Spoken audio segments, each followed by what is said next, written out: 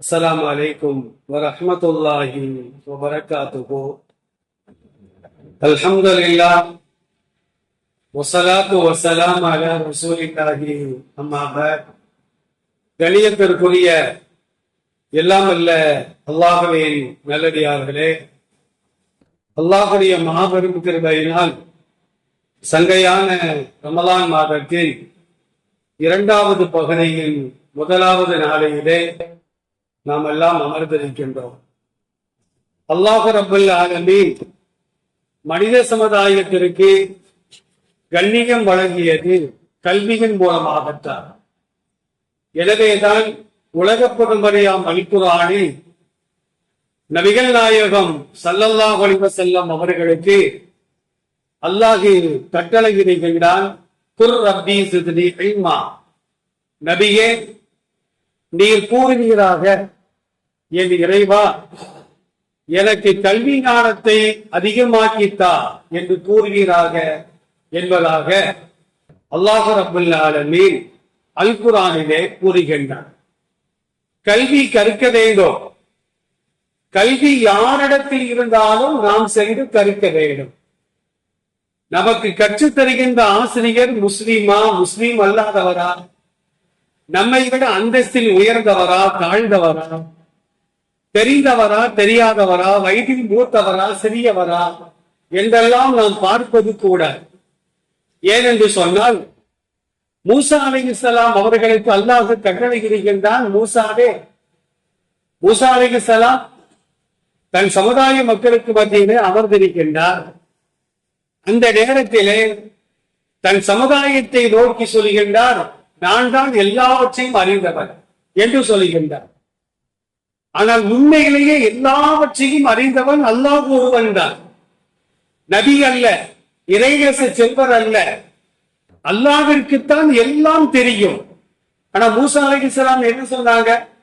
எனக்கு எல்லாம் தெரிகின்றவன அல்லாஹ் பார்த்தான், மூசாவே நீர் நபி, ஆனா ஒரு இறைநேசரிடம் உன்னிடத்தில் இல்லாத ஒரு கல்வி இருக்கிறது, அவரை தேடி சென்று கல்வியை கற்றுக்கொள் என்று அல்லாஹ் மூசா அலைஹிஸ்ஸலாம் அவர்களை பார்த்து சொல்லி காட்டுகின்றார். பொதுவாக உலகத்தில் இறைநேச செல்வர்கள் அதிகமாக வாழ்ந்து கொண்டிருக்கிறார்கள், வாழ்ந்திருக்கிறார்கள்.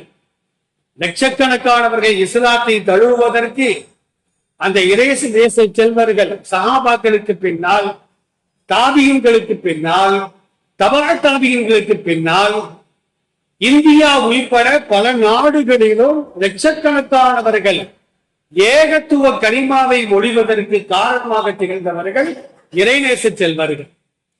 இந்த இறைநேச செல்வர்களை எல்லாம் ஒரு பக்கமாக அமர வைத்து, ஒரு பக்கம் நபியை அமர வைத்தால் இந்த நபிக்கு இவர்கள் சமமாக ஆகவே முடியாது. நபியுடைய அந்தஸ்து இருக்குத. இப்ப நீங்களும் நானும் ஒரு இறைநேச செல்வராக ஆகலாம், முடியும். தக்குவா இருக்க வேண்டும், நல்லறங்கள் இருக்க வேண்டும். இந்த இரண்டும் இருந்தால் நானும் ஒரு வழியில்லாதான், நீங்களும் வழியில்லாதான். ஆனால் உலகத்தில் உள்ள எல்லா வழிமாறுகளை ஒரு தராசினுடைய ஒரு தட்டில் அமர வைத்து மறுதட்டில் ஒரே ஒரு நபியை அமர வைத்தாலும் இந்த நபிக்கு சமமாக வழிமாறுகள் வரவே முடியாது. இப்ப அல்லாஹ் என்ன செஞ்சாங்க தெரியுமா? ஒரு நபியை அழைத்து சொல்கின்றான், நபியே உம்மை விட அந்தஸ்தில் குறைந்த ஹிதர் அலைஹிஸ்ஸலாம், அவங்க வந்து நபி கிடையாது, ஒரு இறைநேச செல்வர், அவருக்கு போய் நீங்கள் பாடத்தை படித்து வாரீர்கள். மூசா அலைஹிஸ்ஸலாம், யா அல்லாஹ் அவர் என்ன விட அந்தஸ்துல குறைஞ்சவர் இருக்கிறாங்க அப்படிலாம் கேட்கல. அல்லாஹ்வுடைய கட்டளை, ஒரு நபியிடம் இல்லாத ஒரு கல்வி ஒரு இறைநேச செல்வரிடத்தில் இருக்கிறது என்று அல்லாஹ் சொன்னால் பேசாம மூடிக்கிட்டு போய் என்ன செய்ய வேண்டியதா, படிக்க வேண்டியதா அப்படின்னு தன்னுடைய நண்பர் யூஷா இப்னு நூன் அவர்களையும் அழைத்துக் கொண்டு கடல் மார்க்கமாக சென்றார்கள் என்று சூரத்து கஹ்ஃப்ல இந்த சம்பவத்தை அல்லாஹ் தெளிவாக சொல்லிட்டாங்க. இன்னைக்கு நம்ம இறந்தவங்களை குழிதோண்டி புதைக்கிறோம, இதை கற்று தந்தது யார் தெரியுமா? காகம் தான் நமக்கு கற்று தந்தது. காகத்திடம் இருந்துதான் இறந்தவர்களை எவ்வாறு குழிதோண்டி புதைக்க வேண்டும் என்று மனிதன் கற்றுக்கொள்கின்றான். ஆதம் அலைஹிஸ்ஸலாமுடைய மகன்கள், ஒருத்தர் பேர் காபில், இன்னொருத்தர் பேர் ஹாபில். இந்த 2 பேரும் அண்ணன் தம்பி. அண்ணன் என்ன செஞ்சார் அப்படின்னா தம்பியை கொலை பண்ணிட்டார். உலகத்துல முதல் மரணமே இயற்கையான மரணம் அல்ல, படுகொலை தான். தம்பிய என்ன செய்யறாரு அப்படின்னா, இறந்து போன தம்பிய தோல்ல தூக்கி போட்டுக்கிட்டு இறந்தவங்களை என்ன செய்யறது, நாச்ச வேற எடுக்கு என்ன செய்கிறது. ஏன்னா அது வரைக்கும் யாரும் இறக்கல, இறந்திருந்தாங்கன்னா எப்படி புதைப்பாங்கன்னு அவர் தெரிஞ்சிருக்கும். அந்த ஜனாசாவை தோளில் சுமந்து கொண்டு தெரு தெருவாக அடைகின்றார் அண்ணன்கார். உடனே அல்லாஹ் என்ன செஞ்சான் தெரியுமா? ஃபபஅஸல்லாஹு குராபன், 2 காகத்தை அல்லாஹ் அனுப்பினான். காகம், காகத்திற்கு 6 அறிவு கிடையாது, நம்மை விட அறிவில் குறைந்தது. காகத்தை அல்லாஹ் அனுப்பினான். 2இல் 1 மற்றொன்று காகத்தை கொன்று விட்டது. செத்த காகம் கீழே விழுந்த உடனே உயிருள்ள காகம் தனது அழகால் தனது வாயால் ஒரு குழியை தோண்டி இறந்து போன தன்னுடைய காகத்தை அடக்கம் செய்கிறது. அப்ப காபில் சொல்றான், ஆதம் அலைஹிஸ்ஸலாமுடைய மூத்த மகன், இறந்தவர்களை இப்படித்தான் அடக்கம் செய்யும் போல என்று சொல்லிக்கொண்டு தன்னுடைய சகோதரரை குழி தோண்டி அடக்கம் செய்தார் என்று அல் குர்ஆன் கூறுகிறது. அப்ப நம்மை விட வயதில் குறைந்தவர், அந்தஸ்தில் குறைந்தவர், அக்னிணையாக இருக்கக்கூட, நம்மளாம் உயர்தீனை. உயர்தீனைனா மனுஷனை மட்டும்தான் இருக்கும். அக்னிணை அப்படின்னா மனிதன் அல்லது ஆடு, மாடு, கோழி, காகம், பருந்து இவைகளெல்லாம் எடுத்துக்கொள்ளும். அப்ப மற்றவைகளில் நமக்கு கிடைக்கின்ற ஒரு கல்வியாக இருந்தாலும் அதனிலிருந்து நாம் கற்றுக்கொள்ள வேண்டும். காகம் இருக்கல, மனிதன் அதன் மூலமாக படிக்க வேண்டியவைகள் அதிகமாக இருக்கிறது. ஒற்றுமைக்கு காகத்தை தான் சொல்வார்கள். ஒரு காகத்திற்கு கூட பற்றாத ஒரு உணவு கிடைத்தால் அமைதியாக அது சாப்பிட்டு சென்றார். உடனே காத்தான் கட்டி 4 காகத்தை கூட்டு பகிர்ந்துதான் அவைகள் சாப்பிடும். காகத்தை பற்றி ஒரு கவிஞன் எழுதுவார், காலையில் எழுந்திருத்தல், காணாமல் புணருதல், மாலை குடித்து மனை புகுதல். ஒரு அறிஞர், ஒரு கவிஞன் சொல்லி காட்டுவார். நாமெல்லாம் விழிப்பதற்கு முன்னால பாருங்க, பறவைகள் விழித்து விடும். அந்த பறவைகள்ல கூட காகம் தான் முதல்ல விழிக்குமா, அப்புறமா தான் மைனா, கிளி. இப்ப அதெல்லாம் இல்லாம போயிடுச்சு. என்னைக்கு இந்த வீணா போன செல்போன் வந்துச்சோ, இந்த சிட்டுக்குருவி, மைனா, இதுவெல்லாம் அழிந்து போன உயிரினங்களின் பட்டியலிலே அது ஏற்றப்பட்டு விட்டது. அப்ப முதல்ல விழிக்கிறது காகம். அத காலையில் எழுந்திருத்தல், காணாமல் புணருதல். காகம், ஆண் காகமும் பெண் காகமும் ஒண்ணு சேர்றத வேற யாரும் பார்க்கவே முடியாது. காணாமல் புணரும். மனிதன் கூட விபச்சாரம் என்ற பெயரிலே நபி ஸல்லல்லாஹு அலைஹி வஸல்லம் சொல்வார்கள், 4 நபர்கள் நடந்து செல்வார்கள், ஆனா பப்ளிக்ல விபச்சாரம் நடைபெறும், மறுமையின் அடையாளங்களில் ஒன்று என்று சொன்னார்கள். இன்னைக்கு மேலை நாடுகள்ல கடற்கரைக்கு சென்றவர்கள் இந்த காட்சியை பார்க்கலாம். 4 பேர் குளிச்சுக்கிட்டு இருப்பாங்க, 4 பேர் விபச்சாரம் பண்ணிக்கிட்டு இருப்பாங்க, மறைவெல்லாம் ஒன்றும் இருக்காது. அவ காகம் சிறந்ததா, இவர்கள் சிறந்தவர்களா? அத காணாமை புணருதல். மாலை குளித்து மனை புகுதல். மாலை நேரங்கள்ல கூடுகள்ல போய் அடைவதற்கு முன்னால் அது குளித்து விட்டுதான் தனது இல்லத்திற்கு செல்லும் என்பதாக அந்த கவிஞன் அழகாக சொல்லி காட்டுது. அப்போ ஒவ்வொரு பிராணிகளிடம் இருக்கும் நன்றியை நாம் கற்றுக்கொள்ள வேண்டுமா? நாய்களிடம் நாம் நன்றியை கற்றுக்கொள்ள வேண்டும். 3 நாளைக்கு நீங்க இறப்பிட்டு பாருங்க, 3 வருஷம் நம்மளை மறக்கவே செய்யாது. ஆனா மனிதன் அப்படி இல்லை, 3 வருஷம் நீங்க இற போடுங்க, 3 நாள் நம்மளை மறந்துடுவோம். அப்ப ஒவ்வொரு பிராணிகளிடம் இருந்தோம் ஒவ்வொரு கல்வி ஞானத்தை நாம் கற்றுக்கொள்ள வேண்டும். செருப்பு தைக்கின்ற செருப்பு தைக்கின்ற அந்த தொழிலாளி இருக்கிறாரா, அவரிடம் சென்றால் எப்படி செருப்பை தைக்கிறாரு அதை நாம் கற்றுக்கொள்ள வேண்டும். ஒரு ஆள் அயன் பண்றாரா, அவரிடம் சென்றால் எப்படி அயன் பண்றாரு அதை நாம் கற்றுக்கொள்ள வேண்டும். சிங்கத்தின் பிடரியிலே ஒரு கல்வி இருந்தாலும் கூட உன்னுடைய உயிரை பணயம் வைத்துக் கொண்டு அந்த கல்வியை நீ கற்றுக்கொள்ள வேண்டும். சீனா தேசம் சென்றாலும் கல்வியை நீ கற்றுக்கொள்ள வேண்டும் என்று அறிஞர் பெருமக்கள் சொல்லி காட்டுவாங்க. அதே சீனான்னு சொன்னாங்க. உலக நாடுகள்ல முதலாக காகிதம் கண்டுபிடிக்கப்பட்டது சீனாவில் தான். அச்சு இயந்திரங்கள் கண்டுபிடிக்கப்பட்டது சீனாவில் தான். கல்வி கற்றுக் கொடுக்கப்பட்டது சீனாவில் தான். அதனாலதான் நீ சீனாவிலே இருந்தாலும் நீ கல்வியை தேடி சென்று கற்றுக்கொள்ள வேண்டும் என்று அறிஞர் பெருமக்கள் நமக்கு தெளிவாக சொல்லிட்டார்கள். அருமையானவர்களே, இப்படிப்பட்ட கல்விமான்களை நாம் சந்தித்து கல்வியை நாம் கற்றுக்கொள்ள வேண்டும். நமக்கு எந்த சந்தேகங்கள் வந்தாலும் அந்தந்த துறைகளை சார்ந்தவர்களை சந்தித்து கல்வியை நாம் கற்றுக்கொள்ள வேண்டும். மார்க்கத்தை ஆலிம்களிடம்தான் கற்றுக்கொள்ள முடியலே தவிர ஆபீதிடம் கற்றுக்கொள்வது கூடாது. ஆலிம் என்பவர் வேறு, ஆபீதி என்பவர் வேறு. ஆலிம்னா என்ன அர்த்தம் தெரியுமா? குர்ஆன் ஹதீஸை, மார்க்க சட்டங்களை முறையாக கற்றுக்கொண்டவர். குர்ஆன் ஹதீஸ எல்லாருமே கற்றுக்கொள்ள முடியாது. பொருள் வழங்கலாம். ஹதீஸ புகாரி, இப்னு மாஜா, திர்மிதி, நசாயி, அஹ்மது இந்த மாதிரி கிதாபுகள்லாம் தமிழ்ல வந்துருச்சு. தமிழை பார்த்து படிச்சுக்கலாமே தவிர விளக்கங்கள் சொல்வதாக இருந்தால் அதற்கு சில வரைமுறைகளை நமக்கு அறிஞர்கள் கற்றுத் தருவார்கள். முதல்ல அரபு இலக்கணம் தெரியணும்.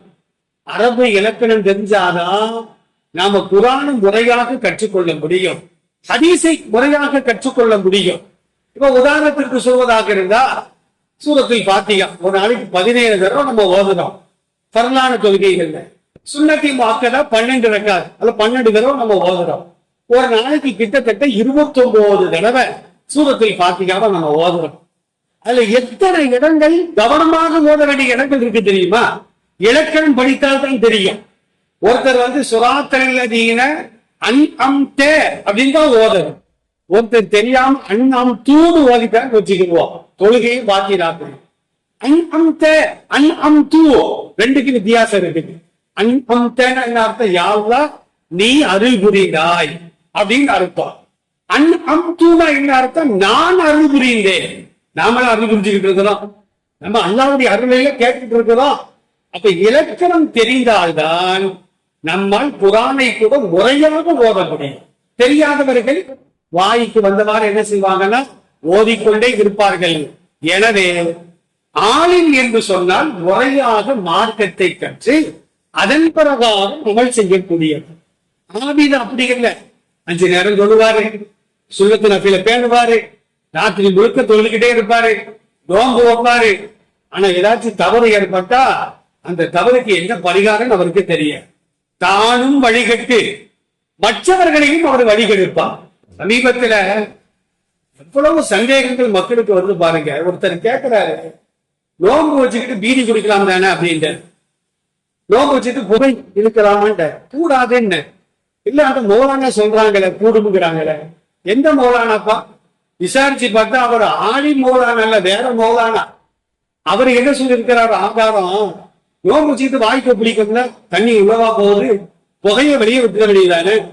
அவர் சொல்லக்கூடிய ஆதாரத்தை பாருங்க. அப்ப ஆலீனிடம் நாம் கேட்டால் தானும் வழிகட்டு மற்றவர்களையும் வழிகெடுப்பார்கள். சமீபத்துல ஒரு அம்மா ஓப்பனாக கேட்கிறாங்க, என் கணவர் நோன்பு வச்சிருக்கிறாரு, நானும் நோன்பு வச்சிருக்கிறேன், பகல்ல என்னைய கூப்பிடுறாரு, உறவு கொள்வதற்காக கூப்பிடுகிறார். நான் இறக்கப்பட்டு வழி விட்டுட்டேன் அப்படிங்கிறது அந்த அம்மா. யாருமா சொன்னா? இந்த அவரு சொன்னாரு, இவரு சொன்னாரு. விசாரிச்சு பார்த்தா யாருமே ஆலிம் அல்ல. பகல் நேரங்கள்ல நோன்பு நோற்ற உலகிலே ஒருவன் உறவு கொண்டால் அதுக்கு என்ன பரிகாரம்? ஒண்ணு நோன்பு முறிச்சிடும், அந்த நோன்பு கலா செய்யணும். கலா செய்வது மாத்திரம் அல்ல, நோன்பு நேரத்தில் பகல் நேரத்தில் நோன்பு நோற்ற நிலையிலே ஒருவன் உறவு கொண்டதற்காக இந்த அம்மா 2 மாசம் தொடர்ந்து நோன்பு வைக்கணும், அவரு 2 மாசம் தொடர்ந்து நோன்பு வைக்கணும். அது இந்த ஆளு 60 பேருக்கு சாப்பாடு கொடுக்கணும், அந்த அம்மா சார்பா 60 பேருக்கு சாப்பாடு கொடுக்கணும். எவ்வளவு பெரிய குற்றம்! என் கணவர் கேட்டாரு, நான் விட்டு கொடுத்துட்டேன். சர்வசாதாரணமா நம்ம சொல்றாங்க. அப்ப ஒரு ஆலிமை சந்தித்து சந்தேகங்களை கேட்டால் அவர் குர்ஆன் ஹதீஸின் அடிப்படையில சந்தேகத்தை சொல்வாரு. சும்மா அந்த ஆபிதுகள் பற்றி கேட்டா அவங்களுக்கு ஒண்ணுமே தெரியாது. தயவு செய்து மார்க்கத்தை முறையாக கற்ற ஆலிம்களோடு நாம் தொடர்பு வைத்துக் கொண்டு அவர்களோடு இருக்கின்ற பொழுதெல்லாம் ஒவ்வொரு சட்டமாக நாம் கேட்டு தெரிந்தால் நாமும் முறையாக மார்க்கத்தை கற்றுக்கொள்ளலாம். ஆலிம் என்பவர் தண்ணீர் ஓடக்கூடிய ஆட்சிக்கு சமமானவர், ஆபீதி என்பவர் தண்ணீர் இல்லாத ஆட்சிக்கு சமமானவர். ஆலிம் என்பவர் நறுமணம் உள்ள ஒரு மலருக்கு ஒப்பானவர், ஆபீதி என்பவர் நறுமணம் இல்லாத காகித மலருக்கு ஒப்பானவர் என்றெல்லாம் அறிஞர் பெருமக்கள் தெளிவாக சொல்வார். அபூ ஹுரைரா ரலியல்லாஹு அன்ஹு அறிவிக்கக்கூடிய ஒரு செய்தி புகாரியில 3470வது செய்தியாக பதிவு செய்யப்படுகிறது. மூசா அலைஹிஸ்ஸலாம் காலத்துல நம்ம அடிக்கடி இந்த சம்பவத்தை கேள்விப்பட்டிருப்போம். ஹதீசுகள்ல சஹீஹாக பதிவு செய்யப்படுகிறது. மூசா அலைஹிஸ்ஸலாம் காலத்துல ஒரு பாதி என்ன செஞ்சாங்கன்னா 99 கொலை செஞ்சிருக்கிறோம். 1 2 இல்ல 99 கொலை. 99 கொலை செஞ்ச பின்னாலதான் இவ்வளவு பெரிய பாவம் செஞ்சிட்டமே அப்படிங்கிற ஒரு மன உறுத்தல் ஏற்பட்டு ஒரு ஆபீதிடம், அதாவது வணக்கசாலி, கல்வியே கிடையாது அவருக்கு, வணக்கசாலிட்ட போய் இந்த மாதிரி நான் 99 கொலை பண்ணிட்டேன், எனக்கு அல்லாட்ட மன்னிப்பு உண்டா அப்படின்னு கேட்டிருக்கிறான். அடப்படமாவி 99 கொலையா, ஒரு அல்லா மன்னிக்கவே மாட்டான் அப்படின்னு எரிஞ்சு விழுந்த உடனே இவன் பார்த்தான், இவரையும் போட்டுருவோம் அப்படின்னு போட்டு 100 ஆகிட்டான். இப்ப 100 கொலை. உடனே ஊர் மக்கள் எல்லாம் சொன்னாங்களாம், ஒரு ஆலிம் இருக்கிறார். ஹதீசுல அப்படியே வருது. நான் ஆலிமுடைய சிறப்பை சொல்ல வேண்டும் என்பதற்காக பொய் சொல்லல. ஹதீசுல நம்பர் சொல்றேன் 3470. அந்த ஹதீஸை நாம் திறந்து பார்க்க வேண்டும். அப்ப ஆலிம்கிட்ட போன உடனே ஆலிம் சொன்னாரா, நீ திருந்தி வந்தியப்பா, அதே போதும். நீ திருந்தி வந்ததே அல்லாஹ்வுடைய மன்னித்ததுக்கு அடையாளம். ஆனா ஒண்ணு, நீ இந்த ஊர்ல இருக்காத, இந்த ஊர் தான் உடைய கொலை செய்ய தூண்டுது. அதனால இந்த ஊரை விட்டு நீ வெளியே போயிரு. வெளியே போய் நீ அல்லாட்ட பாவம் மன்னிப்பு தேடு, அல்லாஹ் உன் பாவங்களை மன்னிச்சது. உடனே இவர் என்ன செய்யறாரு அப்படின்னா, அந்த இடத்தை விட்டு கடந்து செல்கின்றார். போற வழியிலே அவர் மௌத்தாயிருந்தார். இப்போ மலக்குகள் 2 வகையான மலக்குகள் அங்கே சங்கமம் செய்கிறார்கள். இவர் 100 கொலை செஞ்சதுனால பாவிகளின் உயிரை சுமந்து செல்லக்கூடிய அந்த மலக்குகளும் வந்திருக்கிறார்கள். இவன் பாவ மன்னிப்பு தேடுவதற்காக சென்ற காரணத்தினால், இவன் பாவங்களை அல்லாஹ் மன்னித்து விட்ட காரணத்தினால் நல்ல ரூகை எடுத்து செல்லக்கூடிய மாணவர்களும் அங்கே வந்திருக்கிறார்கள். அவங்க சொல்றாங்க நாங்க தான் எடுத்துட்டு போவோம், இவங்க சொல்றாங்க நாங்க தான் எடுத்துட்டு போவோம். ஹதீசுகளை இப்படியே வருகிறது. உடனே அல்லாஹ் என்ன செஞ்சான் தெரியுமா, 3வதாக ஒரு வானவரை அனுப்பி வைக்கின்றார். பொதுவாக வானவர்கள் உலகத்திற்கு வரும் பொழுது அவங்க சொந்த ரூபத்துல வரமாட்டாங்க. ஏன்னா அவங்களுக்கு ரெக்கைகள் இருக்கும். உலி அஜினஹத்தின் மசனா சுலாசான குர்ஆன்ல வருகிறது. ஜிப்ரீல் அலைஹிஸ்ஸலாம் அவர்களுக்கு 600 ரெக்கைகள், வலது பக்கம் 300, இடது பக்கம் 300. இவ்வளவு ரெக்கைகள் யாருக்கு? ஜிப்ரீல் அலைஹிஸ்ஸலாம் அவர்களுக்கு. மற்ற வானவர்களுக்கு எல்லாம் 2 ரெக்கை 4 ரெக்கை. நம்ம கிறிஸ்டின் சர்ச்சுக்குள்ளால போய் பார்த்தா தேவதை அப்படின்னு சில பொம்மைகளை மாட்டி வச்சிருப்பாங்க சுவர்கள்ல, அதுக்கு ரெக்கைகள்லாம் இருக்கும். அதான் மலக்குகளுக்கு அவங்க என்ன செய்றாங்கன்னா உருவத்தை கொடுத்து வைத்திருப்பார்கள். அப்ப மனித ரூபத்துல ஒரு வானவர் வருகிறார். இப்ப நான் தீர்ப்பு சொல்றேன் 2 பேருக்கும் அப்படின்னு. இவர் கடந்து வந்த பாதை தூரம் அதிகமாக சென்று விட்டாரா, கடக்க இருக்கின்ற பாதை அந்த தூரம் அதிகமாக இருக்கிறதா அப்படின்னு அளவு பார்க்க சொன்னாங்க. உடனே இந்த மலக்குகள் அளவு பார்த்ததுல கடந்து போன பாதை தூரம் தான் அதிகமாக இருக்கிறது. 1 ஜான் அதிகமாக இருக்கிறது. 100 அடியும் வச்சுக்கிடுவா, இவர் 50 அடியும் 1 ஜான் கடந்துட்டார். அப்ப பாவ மன்னிப்பு தேடுவதற்காக 1 ஜான் அதிகமாக சென்ற காரணத்தினால் அல்லாஹ் சொன்னான், நல்ல ரூகை கைப்பற்றக்கூடியவர்கள் இவர்கள் ரூகை சுமந்து செல்லுங்கள். ஏன்னா இவர் பாவ மன்னிப்புக்காக 1 ஜான் முன்னேறிவிட்டார். உடனே அந்த மலக்குகள் ரூகை சுமந்து சென்றதாக புகாரியிலே இந்த செய்தி சகீஹாக பதிவு செய்யப்படுகிறது. அதனாலதான் நாம சொல்றோம், ஆலிம்கள்ட்ட போய் சட்டம் கேட்டாதான் உருப்படியான சட்டம் கிடைக்கும். சில ஊர்கள்ல என்ன செய்யறாங்க அப்படின்னா, கணவர் இறந்துட்டாங்கன்னா அந்த மனைவிக்கு கொஞ்ச நாளைக்கு கவலைகள் இருக்கத்தான் செய்யும். நடந்த கதைகளை தான் நான் சொல்லிக்கிட்டு இருக்கிறேன். ஒரு பையன் இணைஞ்சிருக்கிறான், கபூர்ல போய் அத்தா கபூர்ல போய் மண் எடுத்துட்டு வந்துட்டான். அப்ப ஒரு ஆலிம் கேட்டாங்க, ஏன்பா மண் எடுத்துட்டு போறேன்ட்டு. இல்ல எங்க அம்மாவுக்கு எங்க அத்தா ஞாபகமா இருக்குது. சரி, அதுக்கு இந்த மண்ணுக்கு என்னப்பா சம்பந்தம்? யாரோ ஒருத்தர் சொன்னாரா, அந்த மண்ணை கரைச்சி குடிச்சா அத்தாவுடைய ஞாபகம் போயிடும். அந்த அம்மா அந்த மண்ணை கரைச்சி பூஸ்ட் மாதிரி குடிச்சிருக்கு. அப்ப இதெல்லாம் எதற்காக? மார்க்க அறிஞர்களை சந்தித்து சட்டங்கள் கேட்காத காரணத்தில். சில ஊர்களை என்ன செய்வாங்க தெரியுமா, இந்த குழந்தை பெற்று நிஃபாஸ் என்று சொல்வார்கள், அதாவது பிரசவ தொடக்கன்னு சொல்லுவாங்க. அது 1 நாள் நின்றால் நின்றும், நம்ம வந்து 40 கணக்கு போட்டே வச்சாச்சு. 2 நாள்ல நின்றாலும் நின்றோம், அந்த ரத்த போக்கு நின்றோம். நின்றுட்டா என்ன செய்யணும்? கடமையான குளிக்கிற மாதிரி குளிக்கணும். சில ஊர்கள் என்ன செய்வாங்க தெரியுமா? ஹவுஸ்ல போய் தண்ணி அடித்து வருவாங்க. ஹவுஸ் ஒழிச்சுக்கிறதுக்காண்டி பள்ளியாசல் இருக்குது. இப்ப பெரும்பாலான பள்ளியாசல டேப் வச்சாச்சு, என்ன செய்வாங்கன்னு தெரியல. அப்ப ஹவுஸ் தண்ணி எடுத்துட்டு வந்து அதை வச்சு என்ன செய்வாங்கன்னா குளிக்க வைப்பாங்க. இதுக்கும் மார்க்கெட்டிற்கும் சம்பந்தமே கிடையாது. அப்ப இதெல்லாம் ஆலிம்கள்ட்ட கேட்காம மார்க்கெட்டை கற்காமலேயே அவள் செய்யக்கூடிய ஆபீதங்கள் அவங்கள்ட்ட போய் கேட்டதுனால இந்த பின்விளைவுகள் ஏற்படுகிறது என்பதை சொல்லிக் கொள்வதற்கு நான் கடமைப்பட்டிருக்கின்றேன். மார்க்க அறிஞர்கள் ஹதீசுகள் என்ன வருது அப்படின்னா, மௌத்துல் ஆலிமி மௌத்துல் ஆலம். ஒரு ஆலிம் இறப்பது ஒரு உலகமே இறப்பதற்கு சமம். ஒரு ஆலிம் இறந்துவிட்டால் நட்சத்திரங்கள் ஒளியிழந்த நட்சத்திரத்தை போன்று அவர் மாறிவிடுகிறார் என்று நபி ஸல்லல்லாஹு அலைஹி வஸல்லம் சொல்லிவிட்டு, ஒரு ஆலிமுடைய இழப்பை உலகமே சேர்ந்தாலும் நிரப்பவே முடியாது. அவரோடு அவருடைய கல்வியானதை எல்லாம் அவர் மனப்பாடமாக்கிற ஹதீஸ்கள், அவருடைய கருத்துக்கள், அவருடைய ஆயத்துக்கள் எல்லாமே 6 அடி குழி தோண்டி புதைக்கப்படுகிறது என்று நபி ஸல்லல்லாஹு அலைஹி வஸல்லம் சொன்னார்கள். இன்னைக்கு கூட பாருங்க, குறிச்சி குளத்துல கிட்டத்தட்ட 35 வருஷமா இமாமாக இருக்கக்கூடியவர் குறிச்சிக்குளம்ங்கிற ஒரு கிராமத்தை இன்னைக்கு ஆலிம்கள் நிறைந்த ஒரு கிராமமாக அவர் மாற்றி இருக்கின்றார். 100கணக்கான குழந்தைகள், இன்றைக்குள்ள சின்ன குழந்தைகள், அவங்களுடைய அம்மா கூட அவங்கள்ட்ட ஓடி அந்த அம்மாவுக்கு கல்யாணம் முடிஞ்சு அவர்களுக்கு குழந்தை பிறந்து அந்த குழந்தைகளுக்கு இன்னைக்கு ஆசிரியராக இருக்கின்றார். 1 மாத காலம் சுகம் இல்லாம இருந்து இன்னைக்கு வஃபாத் ஆயிட்டார். இப்ப அவருடைய ஜனாசாவை தான் நான் அந்த கசாலிஸ்லாம் போய் பார்த்துட்டு வந்தோம். அவருக்காண்டி துவா செய்யுங்க.